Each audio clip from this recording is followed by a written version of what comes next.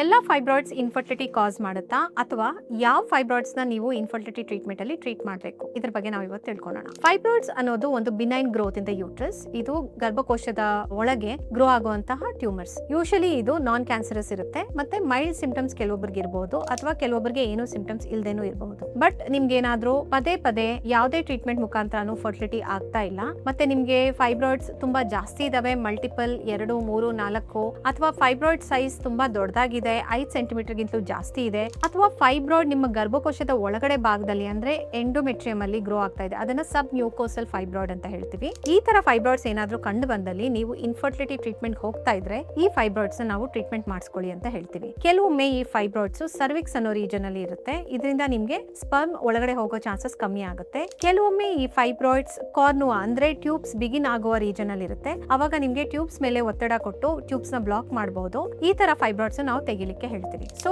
ನಾವು ಯಾವಾಗ ಇದ್ರೂ ಫೈಬ್ರಾಯ್ಡ್ಸ್ ನ ನೋಡಿ ಅದು ಯಾವ ತರ ಕಂಡೀಷನ್ ಅಲ್ಲಿ ಇದೆ ಫರ್ಟಿಲಿಟಿ ಟ್ರೀಟ್ಮೆಂಟ್ ಅಲ್ಲಿ ಇದನ್ನ ತೆಗೆಸಬೇಕಾ ಇಲ್ವಾ ಅಂತ ಹೇಳ್ತೀವಿ. ನೀವು ಪ್ರೆಗ್ನೆನ್ಸಿ ಪ್ಲಾನ್ ಮಾಡೋಕ್ಕೂ ಮುಂಚೆ ಈ ಫೈಬ್ರಾಯ್ಡ್ಸ್ ನಿಮ್ಗೆ ಏನಾದ್ರೂ ಇದೆಯಾ ಇಲ್ಲ ಅನ್ನೋದನ್ನ ಒಂದು ಸಿಂಪಲ್ ಟ್ರಾನ್ಸ್ವೆಜೈನಲ್ ಅಲ್ಟ್ರಾಸೌಂಡ್ ಮುಖಾಂತರ ತಿಳ್ಕೊಬಹುದು. ಈ ವಿಡಿಯೋನ ನಿಮ್ ಫ್ರೆಂಡ್ಸ್ ಯಾರಾದ್ರೂ ಪ್ರೆಗ್ನೆನ್ಸಿ ಪ್ಲಾನ್ ಮಾಡ್ತಾ ಇದ್ರೆ ಅವ್ರ ಜೊತೆ ಶೇರ್ ಮಾಡಿ.